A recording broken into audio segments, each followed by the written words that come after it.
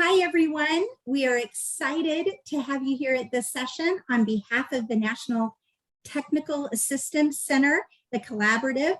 We welcome you to the CBVI and to this session in particular, which is Unpacking the Side-by-Side Transition Services Guide. Woohoo!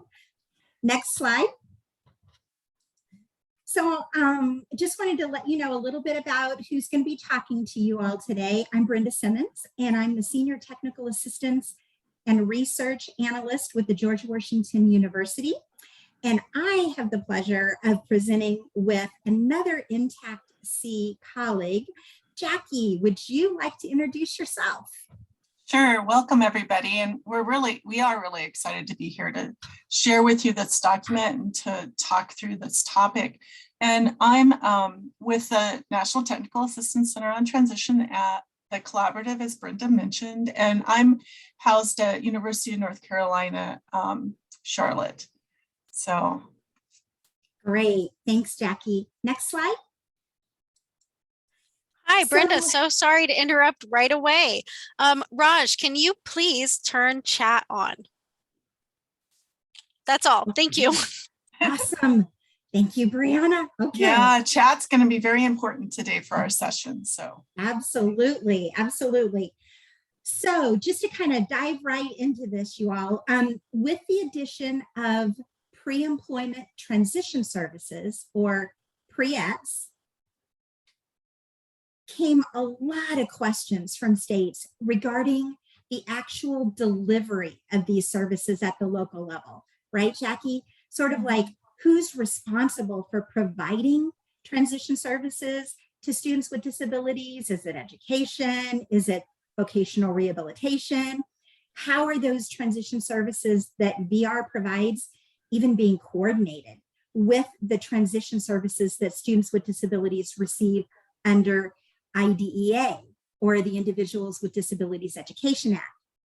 So the purpose of this guide is really to help lay a foundation for that joint collaboration and to serve really as a cross-check, Jackie, for VR and education, to kind of help define and clarify transition services as it applies to VR and education, and to really help lay out that continuum of transition services across both VR and education. So we really hope that this guide can help you all identify who, whether it's VR or education, is going to be primarily responsible for providing services that are really going to meet the needs of those students, to really provide guidance regarding how those transition services can then be layered or sequenced so that you're not duplicating or supplanting services, but really supplementing and enhancing services. I think that both Carol and Valerie talked about that a little bit in the keynote, where they were saying, they talked about how important collaboration was, you know? And so that's one of the things that we hope this particular guide can actually just lay that foundation and kind of get us all on the same page regarding the provision of transition services, including pre-employment transition services, right? So then not only VR and education are going to benefit as a systems entity, but we really feel like if we're on the same page, it's going to be a win-win for the student and the family as well. And we hope that this is going to be kind of outline that nice continuum of services with transition related activities kind of building on one another. And then you all will be able to kind of see that as we walk through this guide, or kind of unpack this guide a little bit. Always keeping in mind that that common goal, the whole reason that we're doing that, whether this is going to be a little desk reference guide for you or a little cheat sheet, it can be something that can help you all say, okay, when I look back at this, are the services and the programs that we're doing, is that benefiting the student? Do we have the student's interests, the family's interests in mind, and are we meeting their needs? So this kind of just lays a little bit of a foundation for that. Next slide. Next slide. Yeah, thank you. So by laying this guide out in kind of a side-by-side format, we think it's going to help highlight the comparison and some of the maybe striking differences, right, Jackie, between the transition service requirements for education under IDEA and transition services, including pre-employment transition services for VR under the Rehabilitation Act as amended by the Workforce Innovation and Opportunity Act, or WIOA. In this guide, we really try to break it down into a few key areas. So it's definitions of transition services, the target population, the nature and scope and the purpose of those services.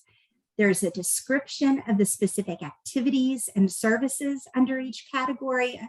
And then also we'll talk a little bit about the reservation of funds requirement.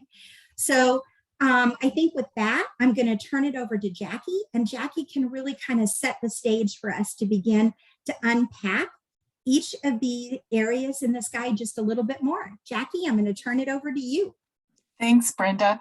And one of the things we want to do, excuse me, today is to really have dialogue too. So you'll see Brenda and I, and maybe a voice from our chat monitors coming in as well too. So the side-by-side, if you haven't already, I would encourage you to go to the link that's included in this at the top on transitionta.org on the NTACT website. Or it's also in the resources on the platform for the CBVI as well.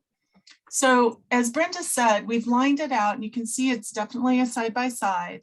Jackie, I'm gonna stop and have them go to the next slide. They haven't gone to the next slide yet. We forgot. That was our fault. We're so used to controlling our bus ourselves, aren't we? Okay. But you can see, so on there's the transitionta.org side-by-side link, as well as I mentioned that it's also included in the resources for the platform, the VFairs platform too. So you can go there and access it as well. But we laid it out so that it was visually easy to see across and to sort of match out how the three connect. So the pre-employment transition services, the VR transition services, and Individuals with Disabilities Education Act. And as we walk through it, we'll go in that order as well. We want to talk a little bit too about the coordination and collaboration that happens and that each piece really supports. I have to say, from an education side of the house, when pre-employment transition services came into being, it really was a game changer.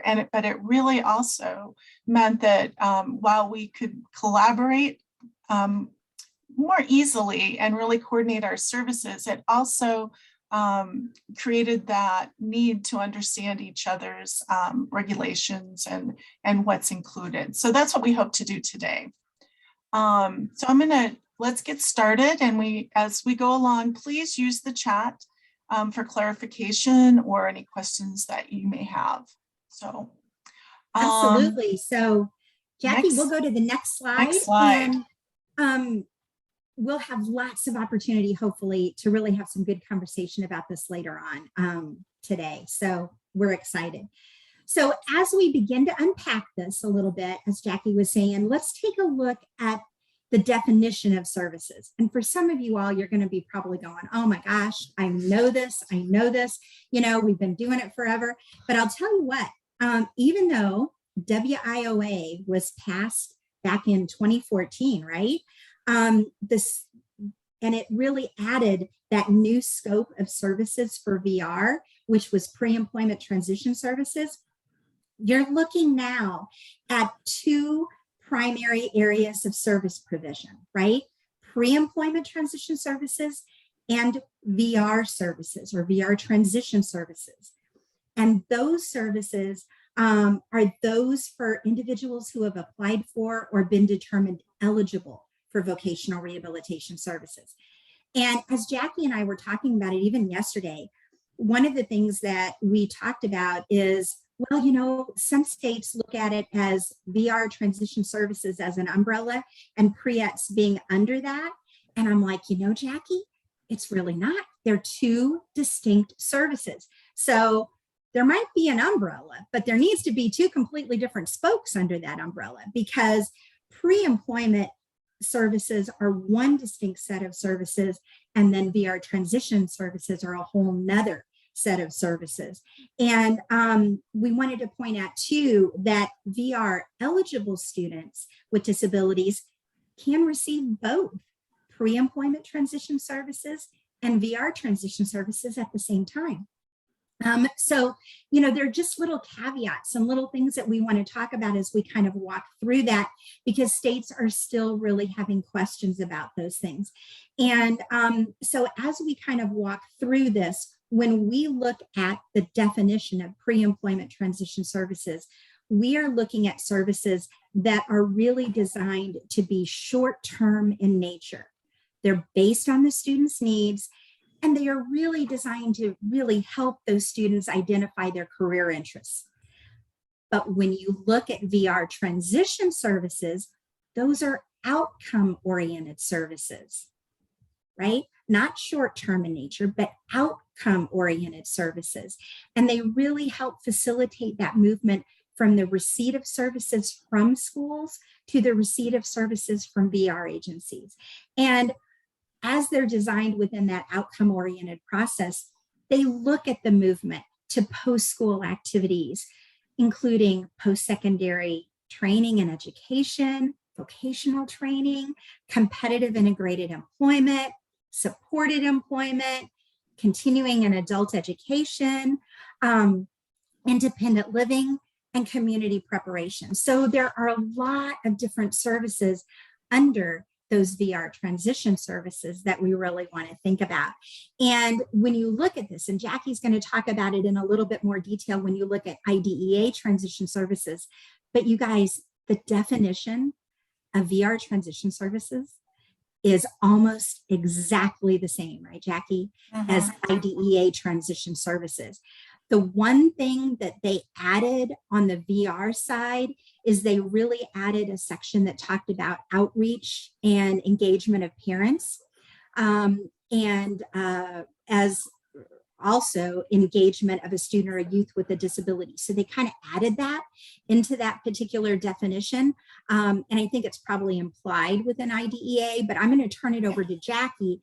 And Jackie, you can kind of maybe add some additional pieces on the IDEA transition services side. Yeah, exactly. And that was one of the things that I thought was so important that was added as for the transition services in WIOA. And adding that family piece really, I think, changes that who you're talking to. I know that that just really elevated the families to be a part of that process for VR providing transition services as well. So in IDEA, while it's not in the definition of transition services, it's implied through the other areas of IDEA that requires family engagement and participation in all aspects of special education and delivery of the individual education program in particular. And then as we move into looking at the transitions plan, part of the IEP. So the services that we're talking about, as Brenda mentioned, it's really outcome oriented, and it does include those, excuse me, boy, wouldn't you know it, when you start talking, you get a frog in your throat. But we're really looking at that same coordinated set of activities to get students to those environments that they'll be in as adults. So the coordinated set of activities that we're looking at that will help build those skills and make those connections, provide those supports, are in instruction, related services, community experiences, development of employment and other post-adult living objectives, and daily living skills and functional vocational evaluation as appropriate. So we all know those are the areas. I think that really we'll start to unpack what that looks like a little bit more, but really looking at the opportunity that just that definition really provides us for the coordination with families across the agencies in our work. And then the collaboration that needs to happen too around that and supporting the requirements of IDEA. So thank you, Jackie. Yeah. So next slide. When we really start, so as you think about just the definition, right, everybody, when you look at just the definition, you can definitely see that these are separate and distinct services. But boy, there's some similarities in there, right? Especially between those VR transition services and IDEA transition services. No wonder sometimes it's confusing and it sounds like you're doing the same daggum thing, right? Okay, so let's look at the target population. If we take a little bit deeper dive into the look, kind of unpacking that target population for each of these services, one of the things that I want to point out is that pre-employment transition services are only available to students with disabilities. VR transition services are available to students and youth with disabilities. Now, I know this is super basic and I know many of you kind of get this, but I am telling you that we still have a lot of states that ask us, and we just had a state last week that called and asked about this definition of students with disabilities. So let me walk through that just a little bit, hit a couple of key points, because as you're designing and developing your programs and your services, that's an important piece, right? When you're beginning to look at exactly who you can serve and who can receive those services. So let's take a look at that definition of a student with a disability. That is an individual with a disability in a secondary, post-secondary, or other recognized education program who falls within the requirements for minimum and maximum age. And Jackie and I talked about this yesterday. That minimum and maximum age is really determined by each state. So there's not a set age limit, right? Or age range for the provision of pre-ETs. That is going to be based upon each individual state. So you've got kind of an education requirement, right?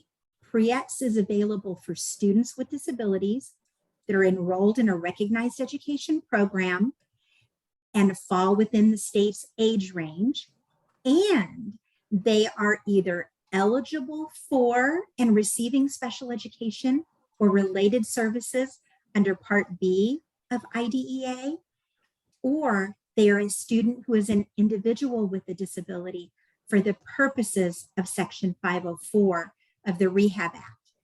Does not mean that they have to have a 504 plan. They don't have to have a 504 plan.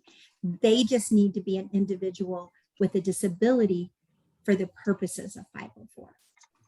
Okay, so that's kind of a key piece there. When you flip it over and you look at VR transition services, as I said before, those are provided to students and youth with disabilities.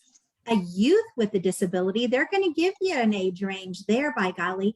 That is an individual with a disability who is not younger than 14 years of age or older than 24 years of age. So 14 to 24 is how the regulations define a youth with a disability. And you're going to notice that there is no requirement that a youth with a disability needs to be participating in an educational program.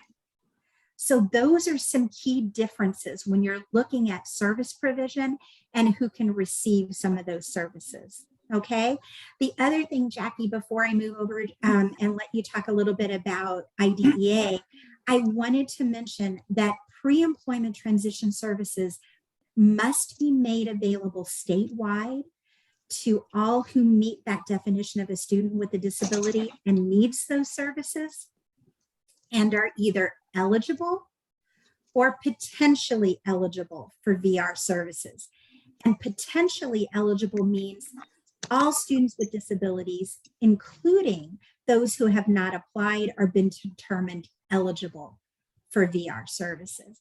So that's kind of an important distinction, because when you look at VR transition services, those are only provided to students and youth with disabilities that have actually been determined eligible for the VR program. And those services need to be provided in accordance with an approved individualized plan for employment, or IPE. Okay, so those were a couple of key pieces, Jackie, that I just wanted to hit on. And I'm going to turn it back over to you. Yeah, well, and I might just, so I'm just watching chat a bit, and people are really talking about providing services earlier, like 13, 14 for pre-employment transition services. I don't know, Brenda, if you want to mention anything about that. Or well, so when you look at your state age range, you're going to look at in your state, and thanks, Jackie, for bringing that up, because one of the questions that we had, if you happen to be in a state that has two different VR agencies, you have a VR agency that serves all individuals with disabilities, then you have another VR agency that serves individuals who are blind or visually impaired. So if you have two state agencies, VR agencies, they do need to get on the same page with regard to that age range. So VR in that state has to serve the same age range. So if you all determine that your state's age range is going to be 14 to 21, then both the VR General Agency and the Blind Agency will provide services to students with disabilities within that age range.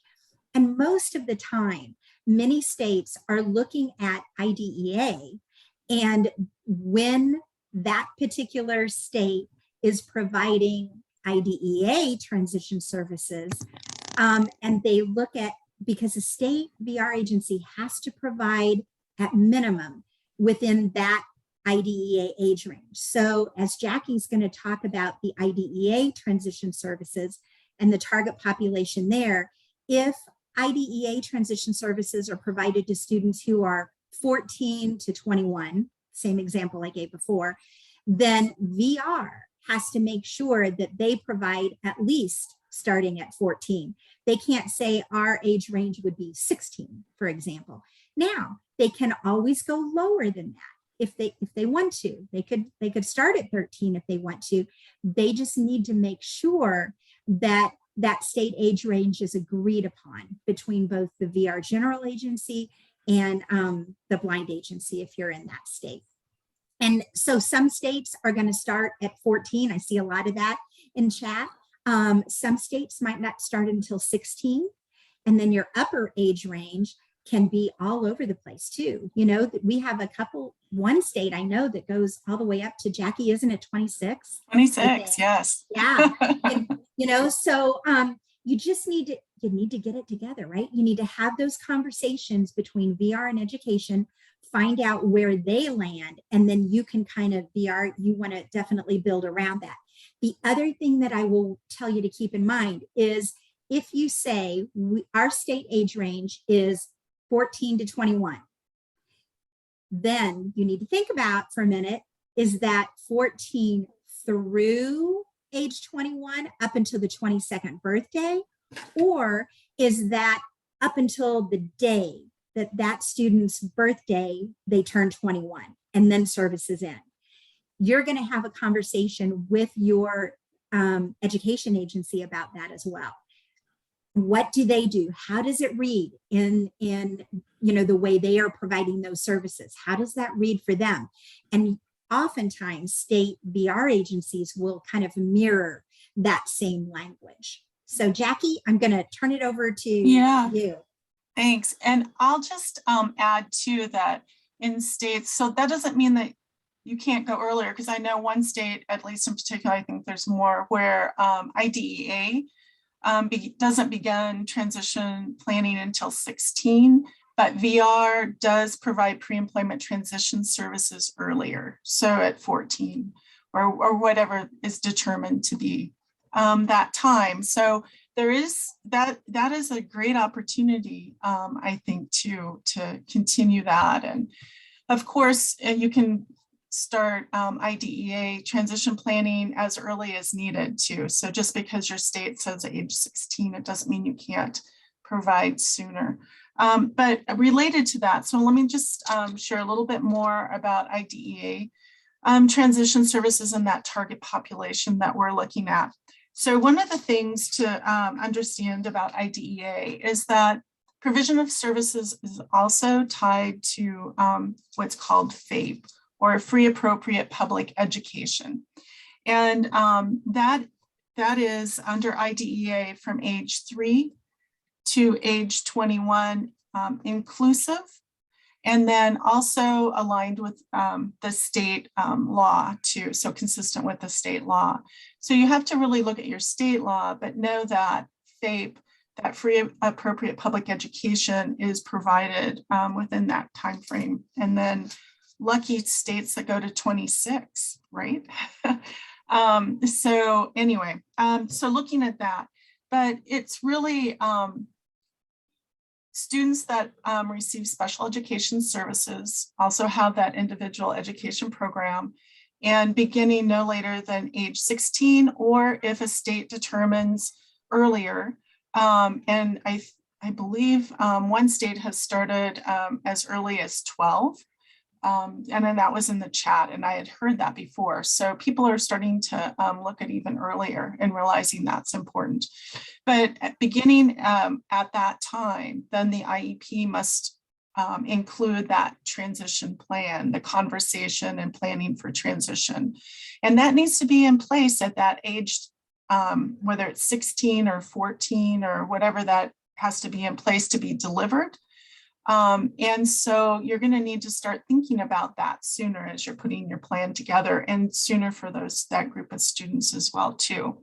One thing that, as we were talking about the definition of services, that I want to emphasize at this point too, is that the IEP team determines those transition services and really builds the transition services to help the student reach their post-school goals, which are in education, post-secondary education and training, employment, and daily living skills, if appropriate. And I always make the statement that I don't know a whole lot of kids that don't need that daily living, regardless of disability or need or level of need. So, but taking that into consideration, so it really is looking at the students' interests and preferences. And as you've heard, and we're really showcasing students really leading the way, we really believe that. And so the IEP team really should be listening and really taking to heart what a student really wants, what their interests and preferences are, as well as the family. So bringing that into the conversation. I just wanted to emphasize that because I neglected when I was talking about the service definition to do that. And you'll hear us talk about that more. But you can even see in the target population, as we talk about that, the different areas that coordination of services and collaboration between agencies can really support the IEP and the transition plan for students.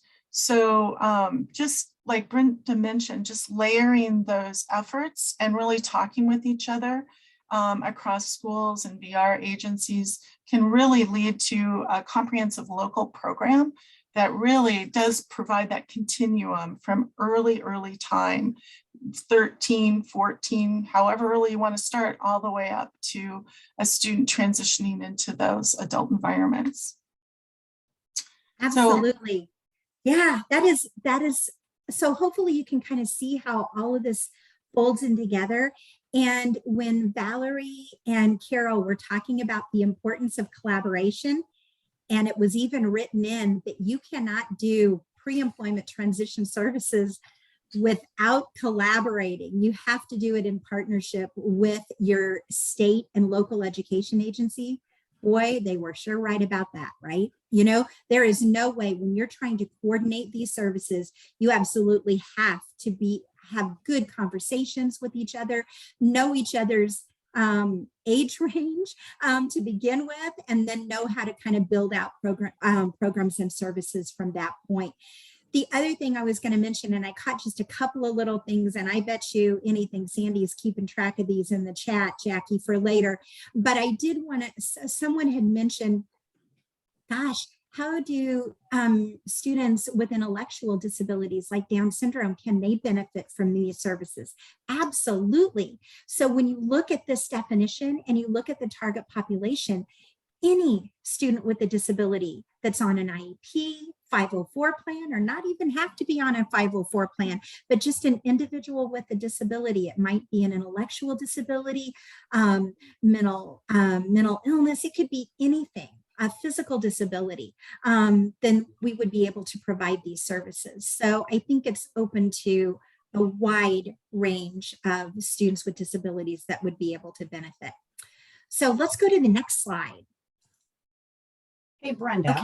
May Yes. I interrupt you for just a moment, since it was Yes. a bit of a break there? You guys are both doing a great job of kind of watching the chat, but there were a few questions and I don't want them to get lost. So let me run through just a couple questions if you don't mind. So Absolutely. Perfect. Thank you. Sure. One question was, how is it possible for pre-eds to continue after high school? And they asked specifically if the students, or if the youth is no longer a student, which I think is a pretty straightforward question. But I just thought maybe it would be helpful to clarify to everyone how exactly that could look for a student. Oh, and you know, I'm looking, that might be my little buddy, David. Hi, David. It's good to see that you're in here. Okay, so pre-employment transition services, what was one of the very first things we talk about? It's provided to individuals who are a student with a disability. That meets that definition that I went over of a student with a disability. If they are no longer enrolled in a secondary or post-secondary education or recognized training program, then they would not be considered a student with a disability, and they would not be able to receive pre-employment transition services. They could, of course, still receive VR transition services. They just would not be able to get, as we're going to talk about in a minute, that specific set of pre-employment transition services. However, keep in mind, if that student exits or leaves or graduates secondary education and they go on to any type of post-secondary education and training program, then they will still be enrolled, right? They are enrolled in post-secondary education or training program. They could still receive pre-employment transition services. So because they would still be a student with a disability, right? As long as they meet that age range, right? Yes. Yes. Yeah.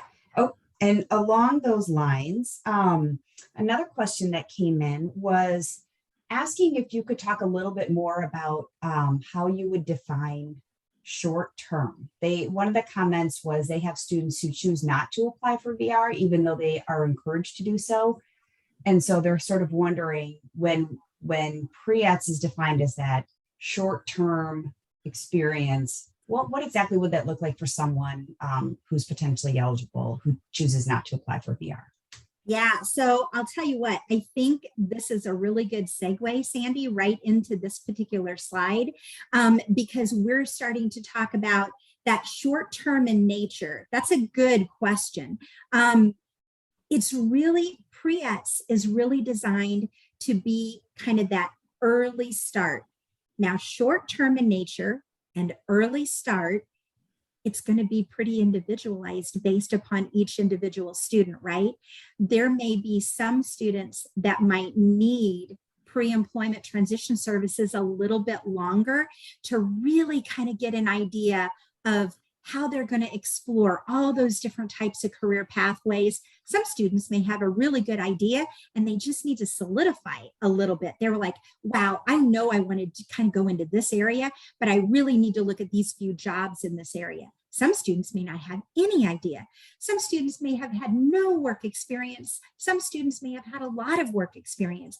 So how that's going to look is going to be individualized for every student that's going to go through. But the short term in nature and that early start is meant to say, it's getting folks going, getting them to begin to start to think about employment or training or jobs or careers. It's not meant to be that all-inclusive, here are the exact services we're going to be providing to help you get there. We just want to help you explore those avenues at the beginning. And so what that looks like is going to vary on a timeline. It might take some students, and I know you guys want me to say, like, is it 6 months? Is it a quarter? Is it a year? I can't give you that, because some students might continue to need pre-employment transition services depending upon what you're looking at. Some students might need that for 4 or 5 years, So short-term in nature, I think that was a good question, because, Jackie, it could be a little bit misleading, right? But when you're thinking about short-term in nature, it is meant to be that beginning piece, or I'll tell you what, as one of my colleagues, Christine, often says, it's meant to be the appetizer, right? Along that continuum of VR services, pre-employment transition services, think of that as your appetizer. And then when you move forward and along that continuum to VR transition services, that's kind of your meal, where you're really actually going to look at those outcome-oriented services that are really going to help you exactly, what do I need to achieve that degree? Or what do I need to get into this particular job? Pre-employment's just going to help you explore that.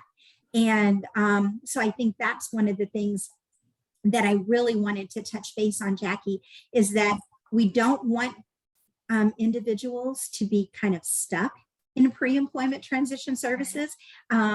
It really is supposed to be meant to kind of enrich and not delay additional transition planning.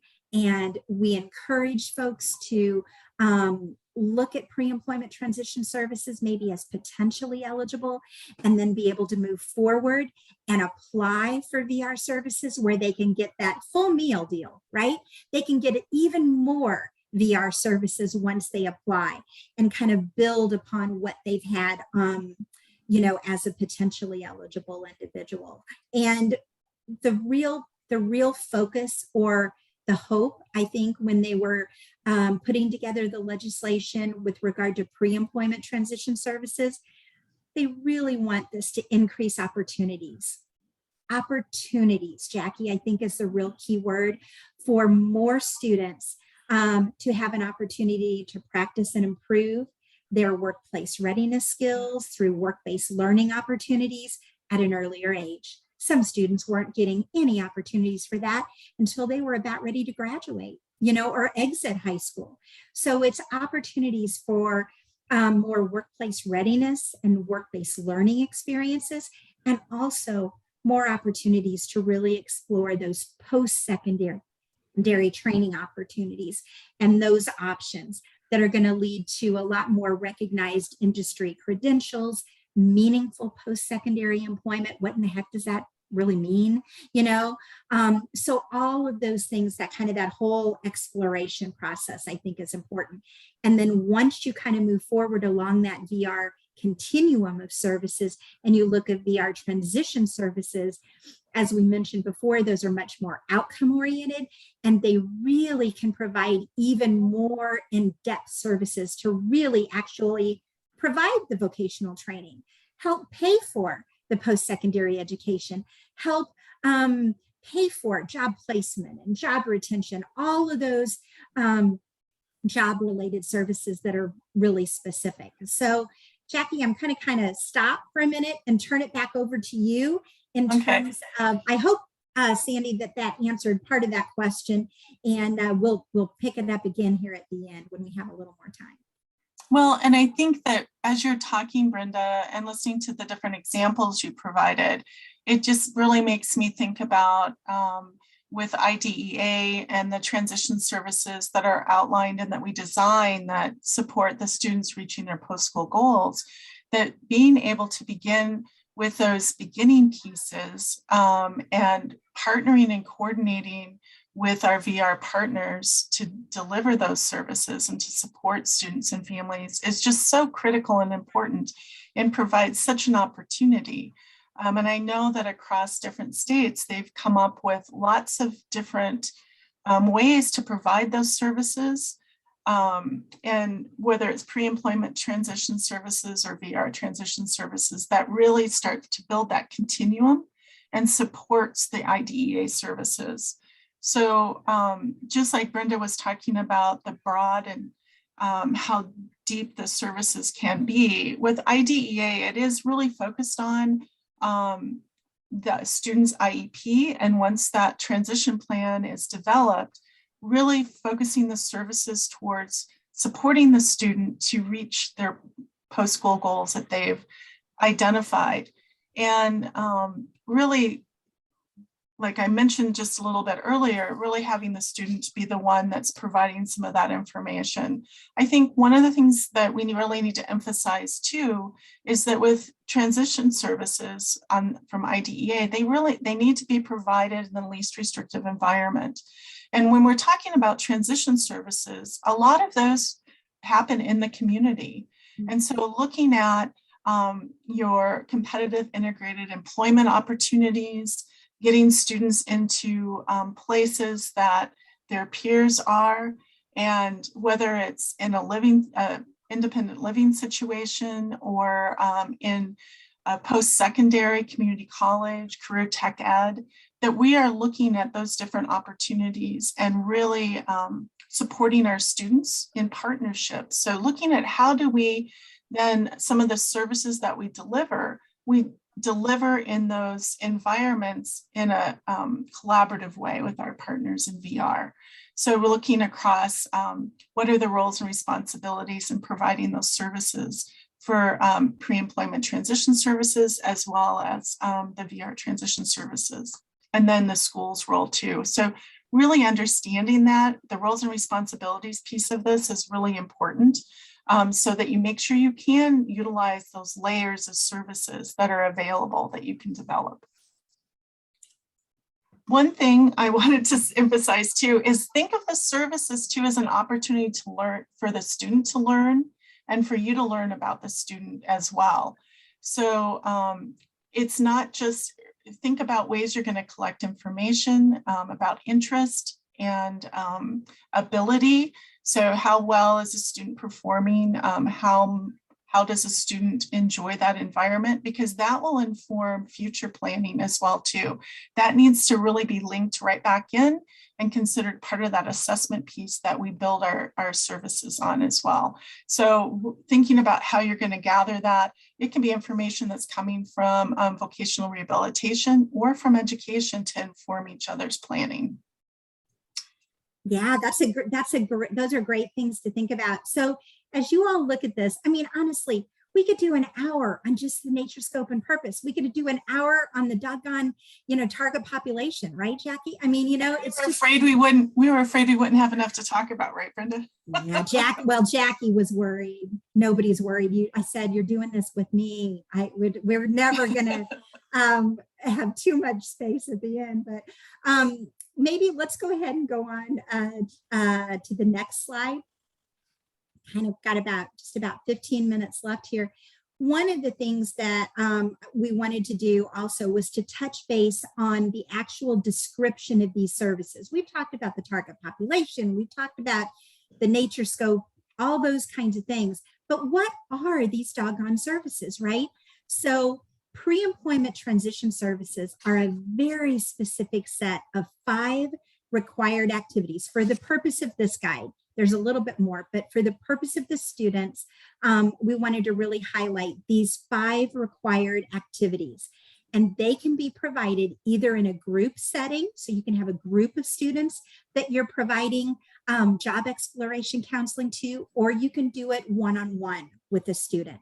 And these are the 5 areas. And I don't know how we started it too, Jackie. I'm not sure how that happened in the slide, but it should be 1, 2, 3, 4, 5, not 2 through 6. Job exploration counseling, work-based learning experiences, counseling on opportunities for enrollment, at institutions of higher ed, workplace readiness training, and instruction in self-advocacy.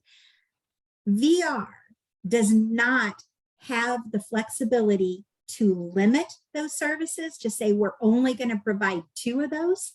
They have to be able to offer all 5 of those services. They also are not able to expand those services. They can't say, well, you know what? We think there's also another really good service. We're going to add that in here and call it pre-ETS. You can't do that. So the regulations are really, really specific. These are the absolute 5 required activities that are within the scope of pre-employment transition services. Now, I do want to mention they're under pre-employment transition services in the regulations. There's also 4 coordination activities and 9 authorized activities, but I'm not going to go into that for the purpose of this conversation and this particular side-by-side, because these are direct student services that we want to talk about. So when you look at these services compared to, this is your appetizer, right? This is really how you're defining what your appetizer is. How each state and each VR agency is going to provide those services, they have tremendous flexibility on that. You know, as long as the job exploration counseling is within the nature, scope, and purpose of what job exploration counseling should look like. So there's a lot of different examples that we have provided to states on what that curriculum might be, on what some great examples of activities might be that could be job exploration counseling. And we could go into those in detail, but we don't have time to do that today. But let us know if you need some examples of curricula, or let us know if you've got some great curricula that you're using and you're like, wow, this is something that students are really engaged in. I think that's the big thing, Jackie. We are really struggling sometimes keeping students engaged in services. So if you have got some curricula out there or some really great activities within any of these 5 required pre-ET services, we would love to hear about them. And if the students really seem to like them and are engaged, oh my goodness, we'd love to share that with folks. The other difference, Jackie, then before I turn it back over to you to talk about the description of those IDEA transition services, when you move over to VR transition services, what you've got now is your full meal deal, right? You've got the full array of individualized VR services that can be provided, but keep in mind, to an eligible student or youth with a disability. So you can't get this full set of services unless that student has actually applied for and been determined eligible for VR services. So a potentially eligible student would not be able to receive VR transition services. But VR transition services are really any allowable VR service can be provided as a VR transition service under an IPE. And that could be assessment, it could be counseling and guidance, job-related services. This is where supported employment or customized employment comes into play, and services to family members. So there's just a wide array of services that can be provided to a student who is actually eligible, a student or a youth who is actually eligible for VR services. So I just wanted you to kind of lay that out. And the guide that we may not have time to go over in complete detail, it's going to give you even more information about that and what those services look like. Okay. And I think there was another point in here. It's like somebody mentioned, it's my understanding, oh, hang on, let me flip that over. It's my understanding that all 5 services must be made available, but students have the discretion over which services they actually use. Of course, if a student, the state, that is a great point. The state needs to make available those 5 services, but by golly, if that student does not need work-based learning, or they don't need instruction in self-advocacy because maybe they're already getting that through the school district. They've already got everything that they need there. Then no, you do not have to provide a service if the student does not need that service. But the other thing, and Jackie, I just wanted to mention this real quick before we get off of this piece. This is so important. Remember at the beginning when I was telling you about how important it is to kind of layer services and look at what the school district is doing, and then what is it that VR could do? So oftentimes a school district might be providing some activities around self-advocacy, but maybe they're not doing some other activities around self-advocacy. So maybe this would be a way that VR and education could work together. So education, yeah, you continue to do those activities that you're already doing for self-advocacy for that student. And maybe that might mean helping that student learn how to run their IEP, who knows what all that could be. But there might be other activities under pre-employment transition services that VR would be able to provide that student that is over and above what education is already providing to that student. So that's just an example. That was a great question. Jackie, I'm going to turn it over to you. Okay, Brenda. Jackie, I don't mean to interrupt you, but I feel as though there was a comment/question that was really relevant to what Brenda just mentioned that maybe you both could speak a little bit on, which was basically saying that it can be really tough to manage all the programs, especially if VR is not under the state education agency. And so wondering if you had any tips for how that might be done, those kind of coordinating those services, or, kind of Brenda, what you just talked about, how do you manage what's happening with those students when you've got all these agencies doing such similar services? Yeah. So Jackie, I'll pop in and then you add, because honestly, you kind of developed this, I think, a few years ago. One of the things, and I just got to give a little plug, Florida, we've got a session tomorrow. Florida is going to talk a little bit about how they actually implemented all of this at the local level, and they're going to talk about how they were trying to avoid supplanting what VR was going to avoid supplanting what education was already doing, and how you lay that out a little bit. So they're going to get into a little bit more of the implementation and how they did that. But overall, again, it goes back to your relationship and your communication, right, Jackie? You've got to sit down and you've got to see what is that student already receiving from education under IDEA transition services. What are they already getting? What is it that the student wants to do? What are their interests? What do they need? What additional services do they need that might fit within one of these 5 required services that VR might be able to provide? And then you just sit down and you map those little puppies out, right? You sit down and you go, okay, education's providing this. And you can even do it. There's a little example I think we're going to share in the Florida one about that mapping, Jackie. And you start it at 9th grade or 8th grade. What are those services that education is providing under each of those 5 required? What is it that VR can provide? And you just sit down and map it out. That's going to be what you're going to have to look at, because it's very individualized for each particular student. So Jackie, I'm going to turn this back over to you. Okay.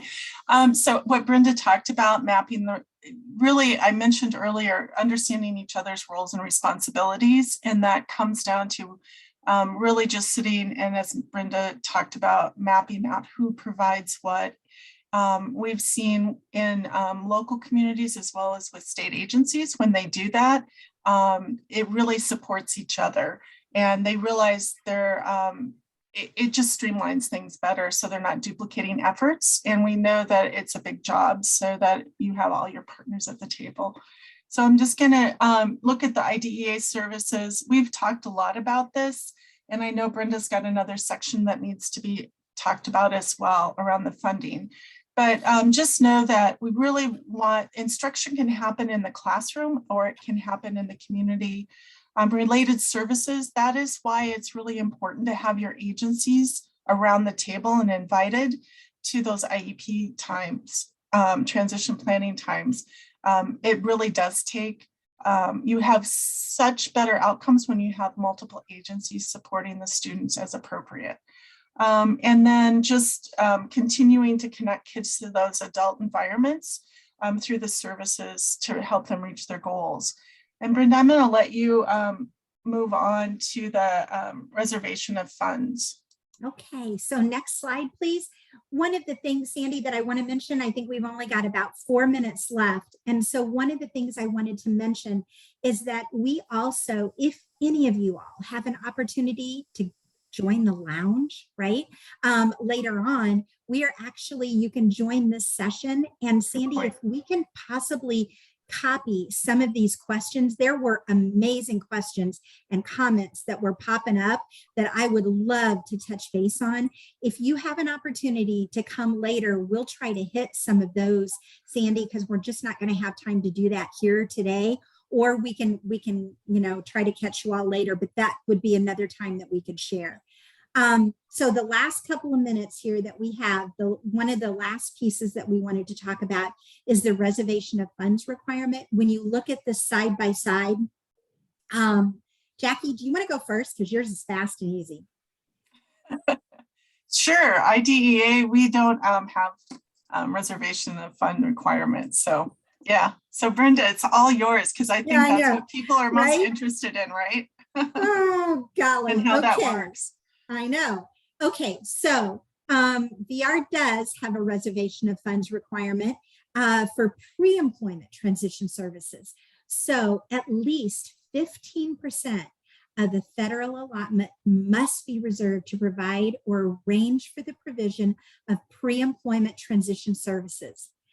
Pre-employment transition services are the only activities that state VR agency may pay for with that minimum 15% reservation of funds.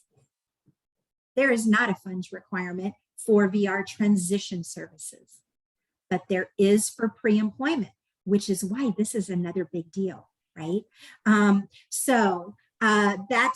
That's one piece that I wanted to leave you with. The other thing, and I just, Jackie, I don't want to do it a disservice, but I have to just kind of mention the notice of interpretation, or the NOI. I think that's great. I was so interested in that because I know that nuance. Yeah, so the U.S. Department of Education issued that NOI on February 28th of 2020. And it was just recently finalized, I think March 21st of 2022.